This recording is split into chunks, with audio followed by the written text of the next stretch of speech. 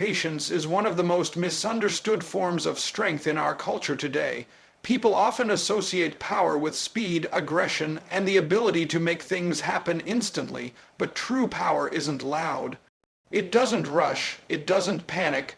True power moves quietly, steadily, and purposefully, and at the heart of it is patience. Patience is not passivity.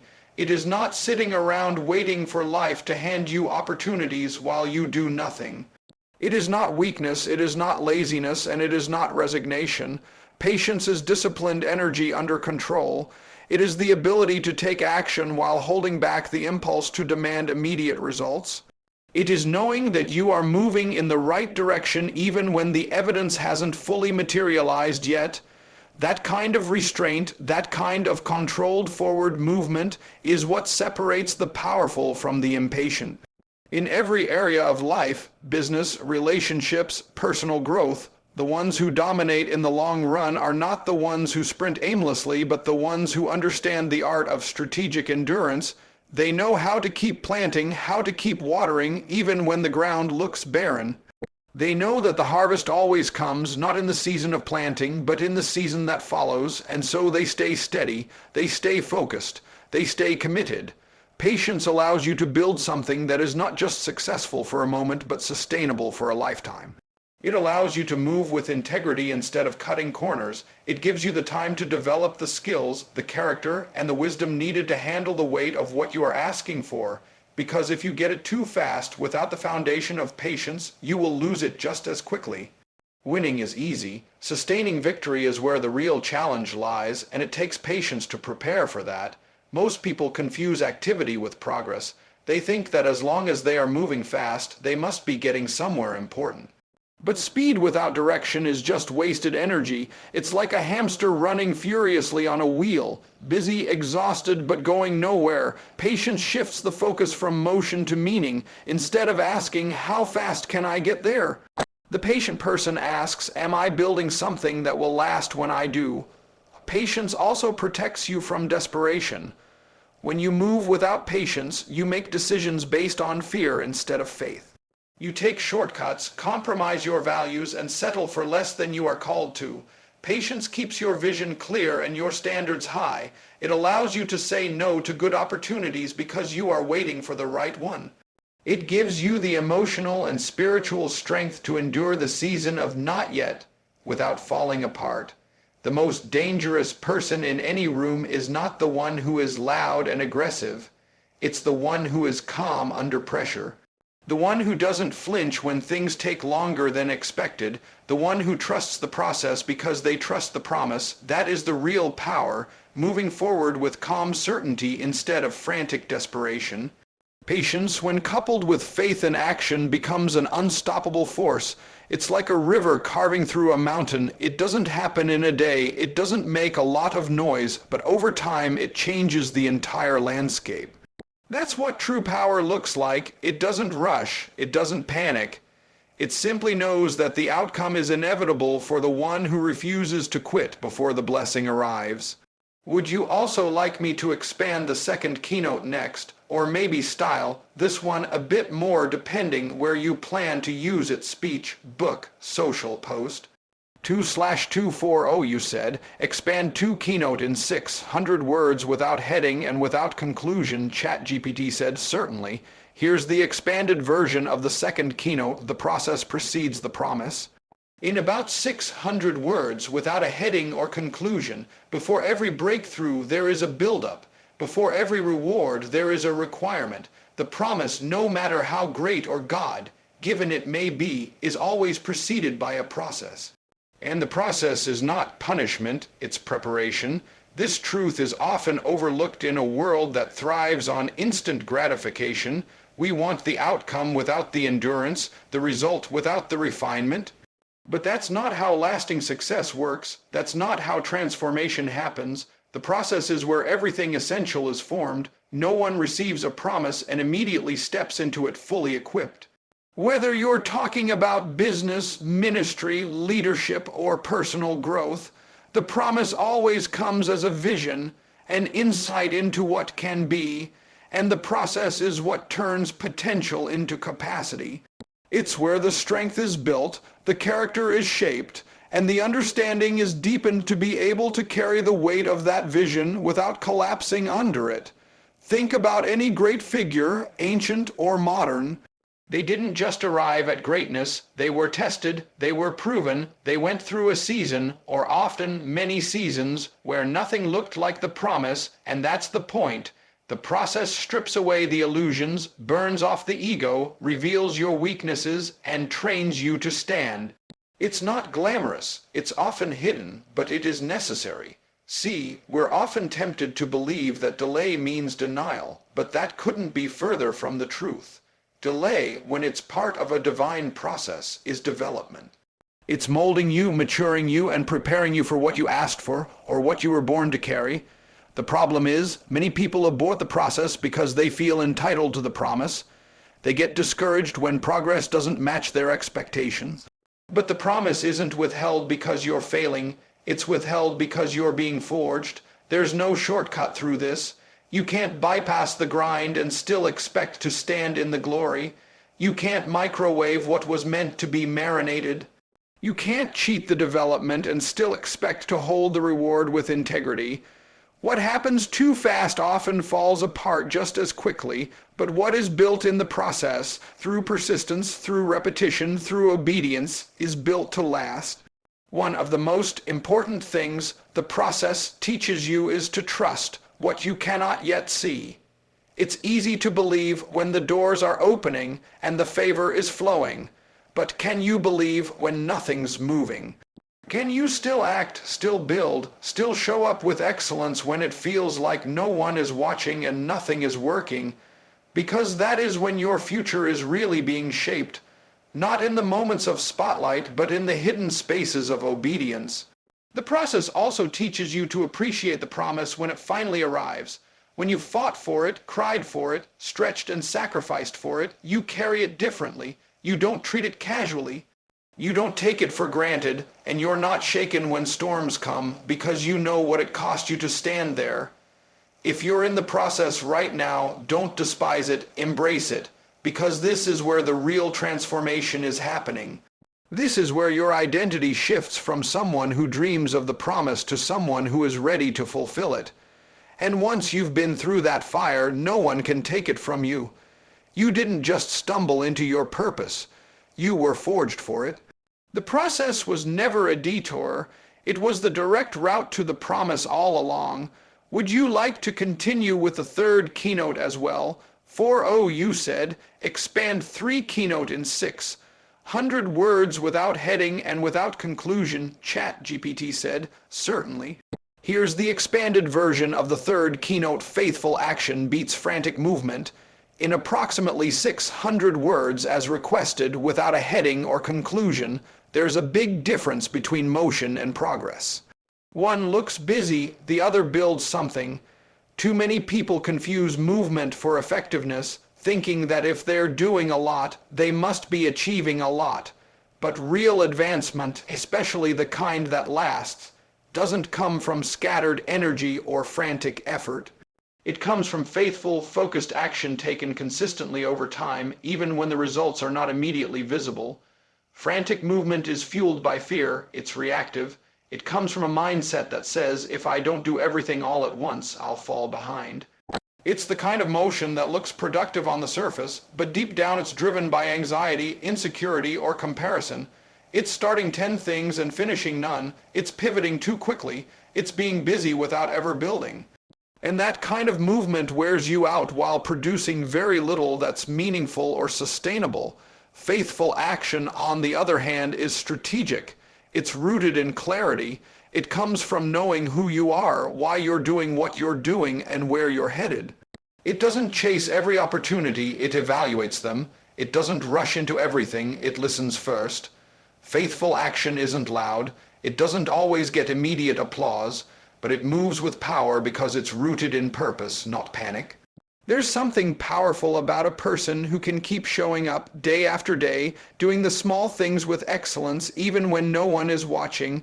The ones who win in the long run are not the ones who sprint frantically out of the gate, but the ones who master the art of consistency.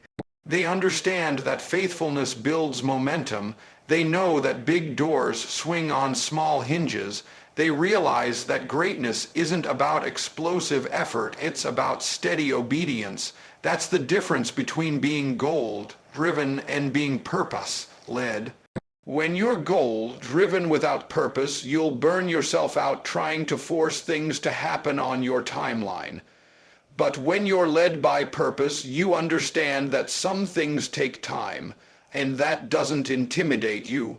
It doesn't cause you to strive or scramble. You take action, yes, but you do it from a place of strength, not stress. Faithful action also requires trust. Trust that your seed is good, that the soil is right, and that the harvest is coming. When a farmer plants a seed, he doesn't dig it up the next morning to see if it's growing. He waters it. He waits. He protects it.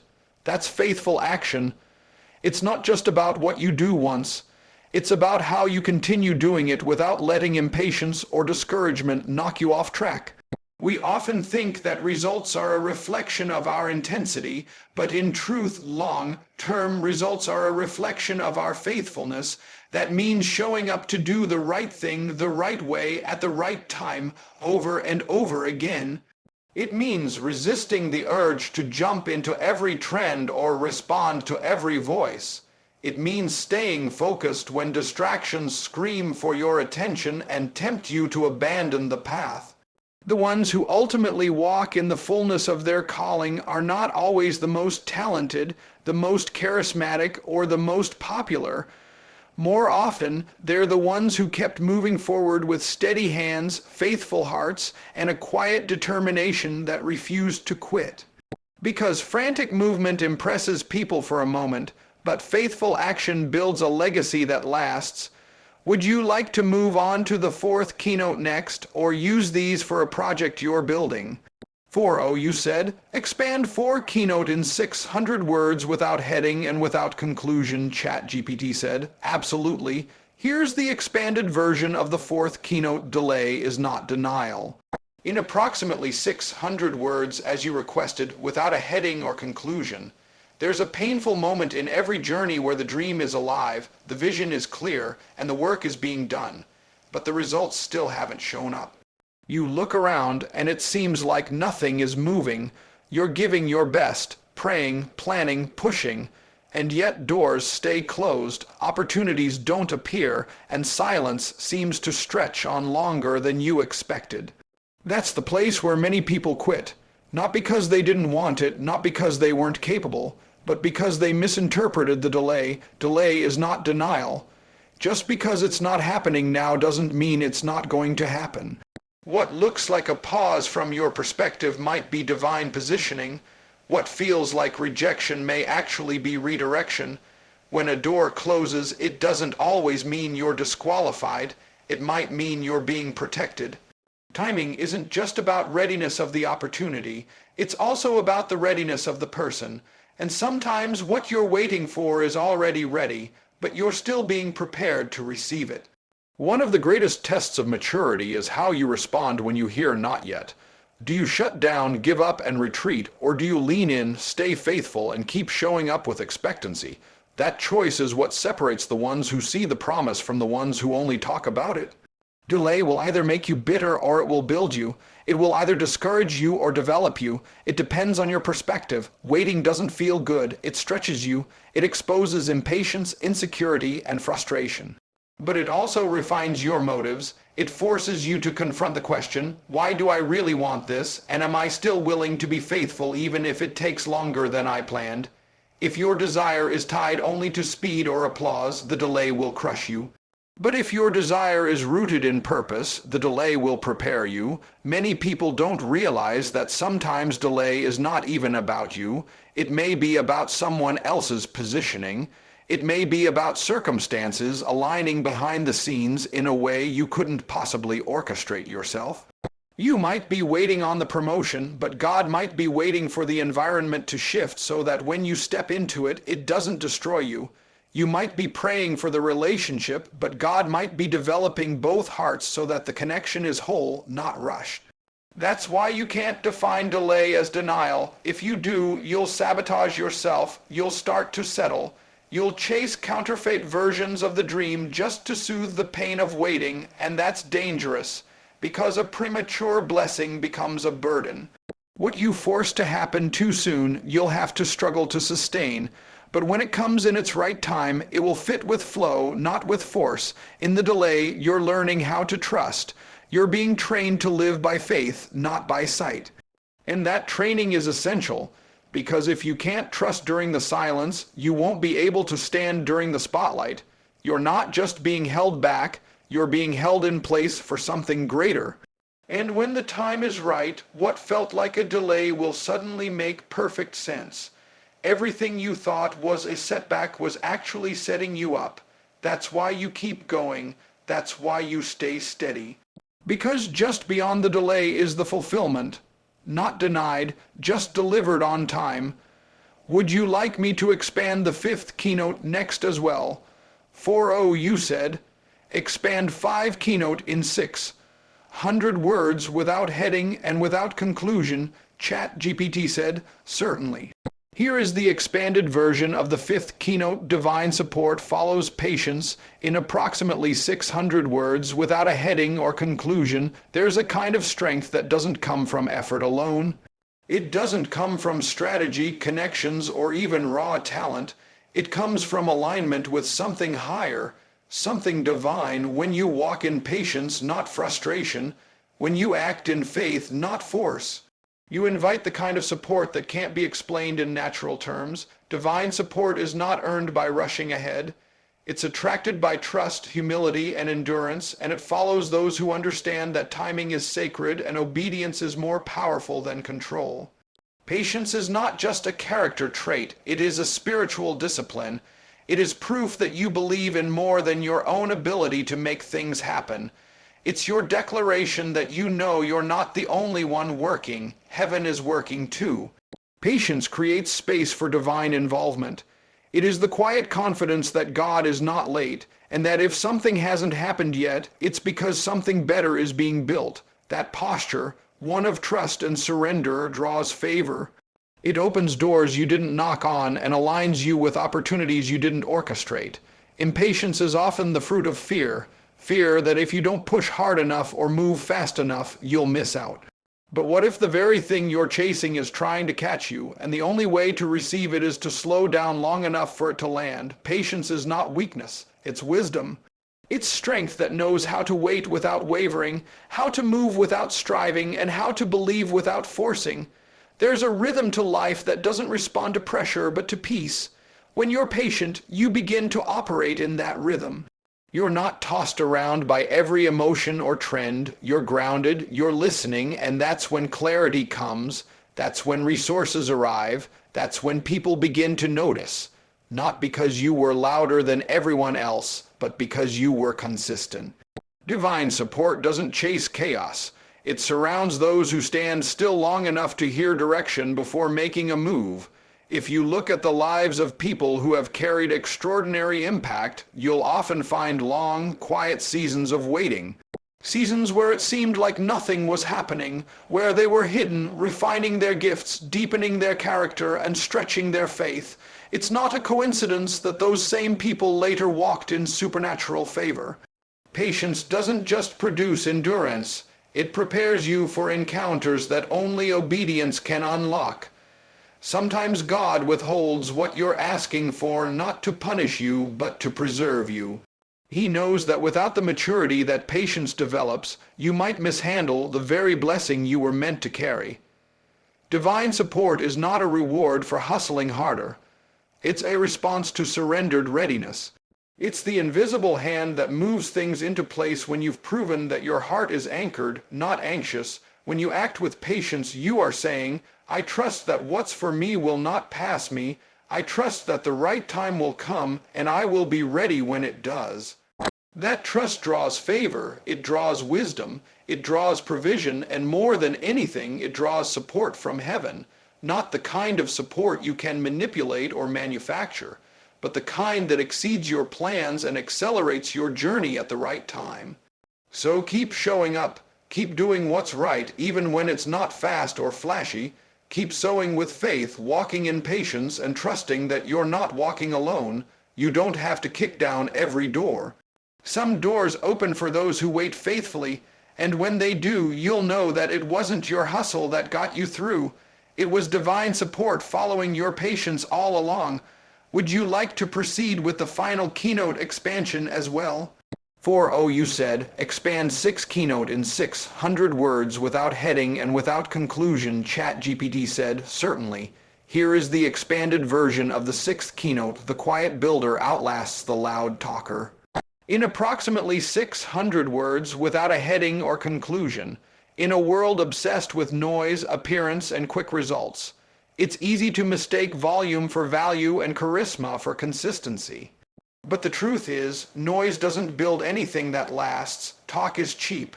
Loud declarations and public promises may stir a moment's attention, but they rarely carry the weight needed to sustain something real. It's not the loud talker who stands the test of time. It's the quiet builder, the one who shows up when no one's watching, the one who isn't performing but producing, the one who's more focused on foundation than fanfare.